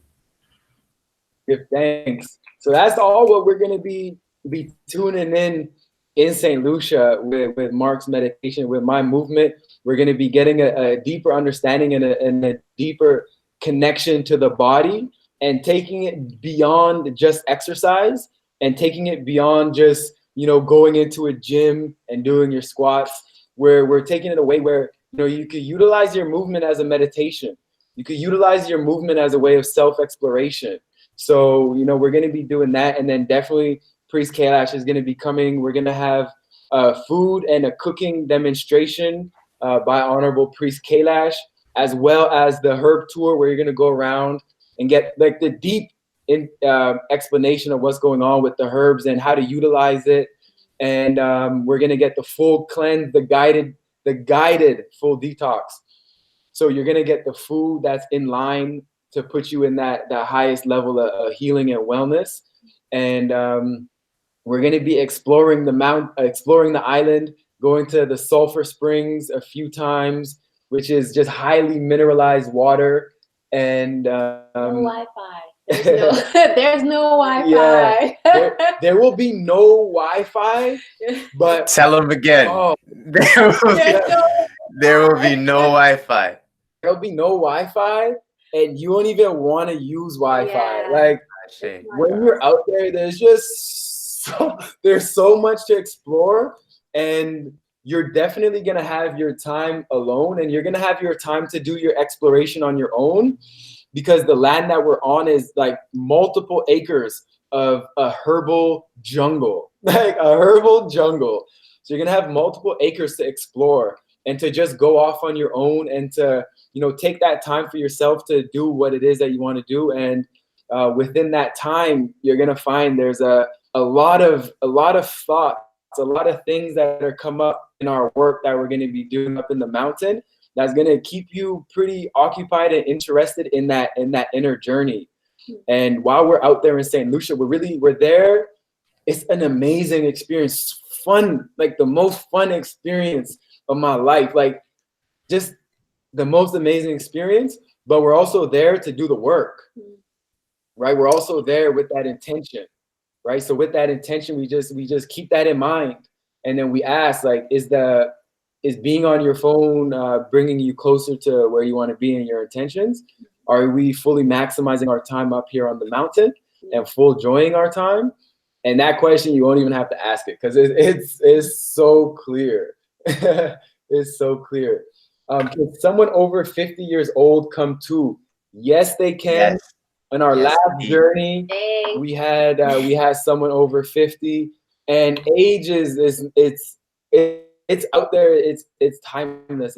It's ageless. We're all just experiences, and we would love to have someone with the amount of experiences that you have to come and join us and to share with us, because we have so much to learn from you, right? So we would love to have, you know, people of all walks of life, people of all ages, because, you know, we all have something to teach and we all have something to learn. And the more dynamic the group that we have coming together, just the more broad amount of experiences that we have together, the more healing, the more learning we're going to be able to do. So she asked, once you came back from Saint Lucia, was it difficult to keep embodying what you learned, knowing that we're not in the same environment?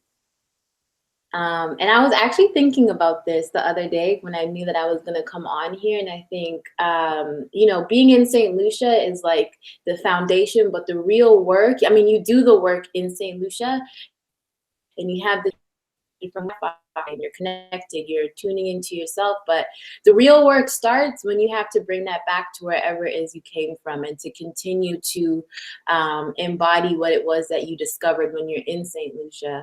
But I know for myself, when I stuck to it, my life hasn't been the same, and hasn't been the same in the most positive way ever.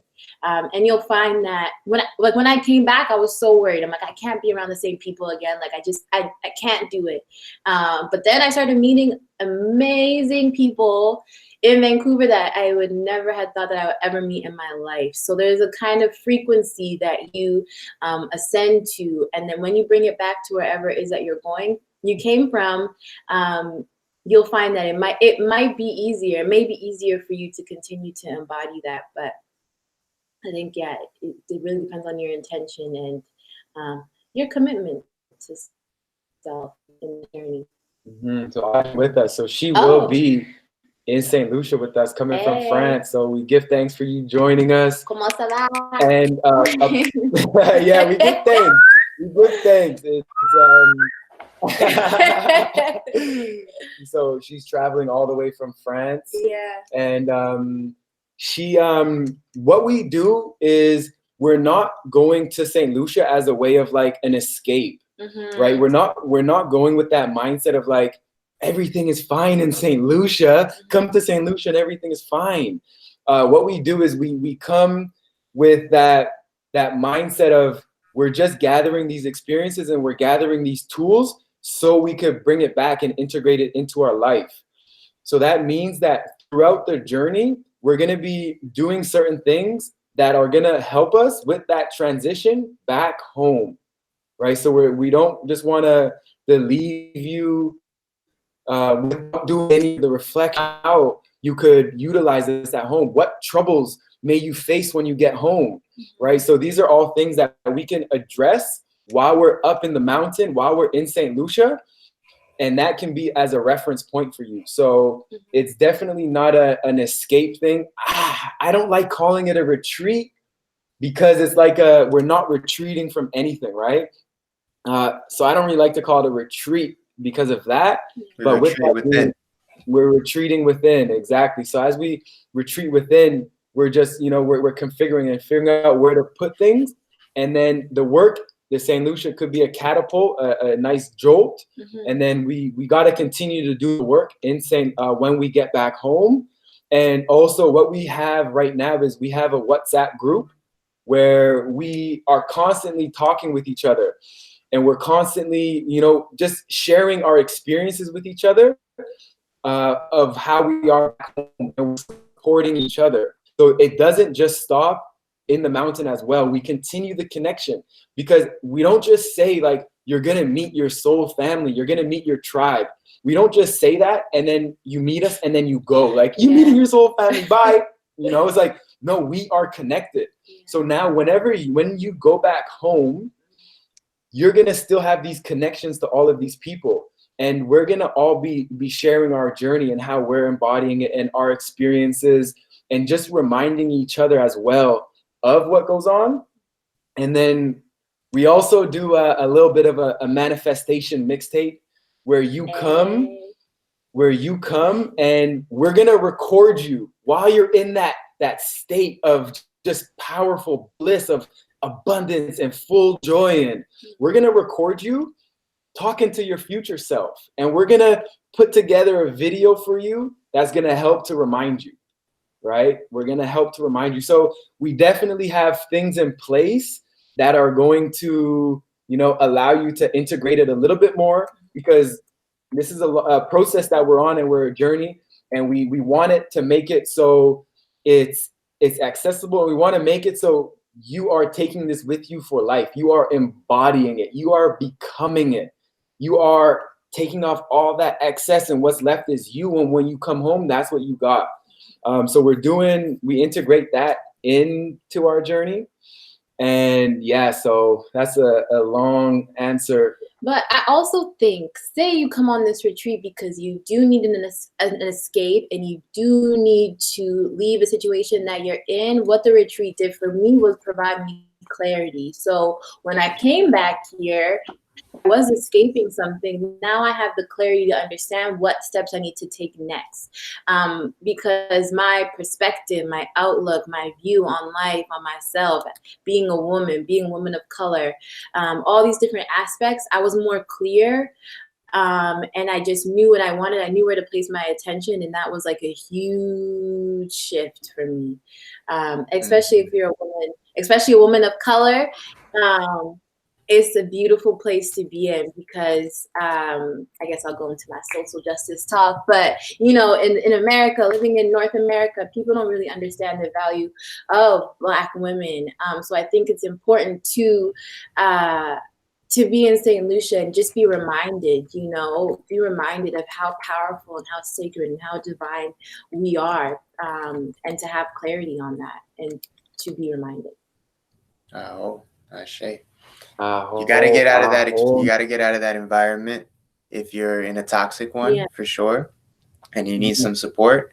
And then you put it into the mothering, nurturing environment of nature, the force that can put his arms around you and really heal you up. And then you have the support of us in this tribe, in this community, and others with you. So switching up the frequencies is a paradigm shift, instant, in a moment. Yeah, so we give thanks for everyone tuning in. We have, so before I get to that last question, you can send us an email, connect with us. I'm going to put Empress Dora's information into the chat so you all can get in touch with her and you can see what she's up to because like really it's some awesome stuff. And when I look at what she's doing, I'm like, yo, help me with this. Like, just the way she's really clear with really clear and really empowering, really powerful, a great writer, and a lot of different events. So you could tune in with what she's doing. We got that BlissYourHeart.ca. We got her in the chat. And Mark, guess what? So I have been looking for a way for me to dive into my meditational practices, and yeah, that opportunity has arrived. We'll talk about that here. Yeah, let's talk on the other I'm call. here for it. So boom, we got that in the contact. And if people on IG, we'll finish you guys off later on IG. We'll get to y'all later. So we'll finish at YouTube. So we give thanks to everyone for tuning in. We wanted to keep this one a little bit shorter, like under an hour, but it was so powerful. So, you know, we give thanks for all the energy that was brought forth from you all, and for you know, your patience and just your interest in this work that we're doing, and this, you know, this love that we're doing, because it's something that we all love to do. And on a side note, we plan on doing a video together. So if you have questions for us, you can put that, you can share that with me with some questions. Send them. You can send that to me. We'll tell you more about that later. But next Saturday, we're gonna have Honorable Priest Kailash on our live stream. And this one is gonna be a little bit of a different format, in the sense of we're gonna take a lot of questions from you guys beforehand. And I have a lot of questions from my YouTube comments, and I get a lot of questions for him. So we're going to be going into those questions. So if you have any of those questions, stay tuned. I'm going to be sharing how you could submit those questions, and you can get all that healing answered. And you could just tune in to that message. So that's what we have going on next week. And, you know, we give thanks for this start of March. We give thanks for the spring that's coming. The sun is coming out. The days are getting longer. The light is becoming more present. So then we just, you know, we ask to, you know, bring that light. Let your light shine. You know, let that come forth. And, you know, don't feel like you have to fit in. You know, let that light shine. Be you. And that's going to be the biggest way that you can be full of life force and energy, is just to truly understand who you are and how you could bring that forward, right? So just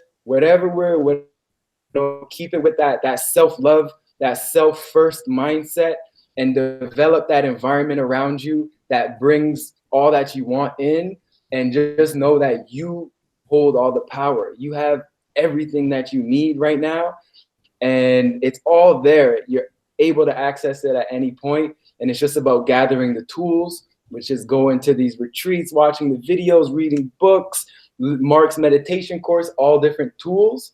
So, you know, we definitely give thanks for everyone for tuning in. And Mark, you have anything you want to close off on? Anything I missed? Love. Give thanks. Love. Yes, it was a great build. Appreciate y'all. So grateful to be here, spending time with you all. And Empress, we're gonna allow you to touch it off, and which way you would like, and just, you know, leave that people with that. I dropped something. It's all good. Enjoy your day.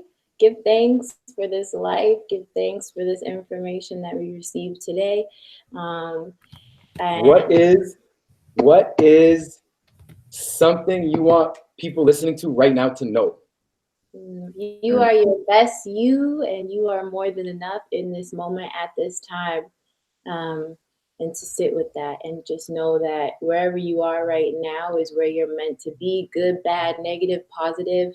It's meant for you to grow, and everything is growth. Everything is a lesson. There's no failures. It's a learning lesson. It's just a call for you to expand and to deepen your connection to self and all that is. So, Ashe, Aho, give thanks.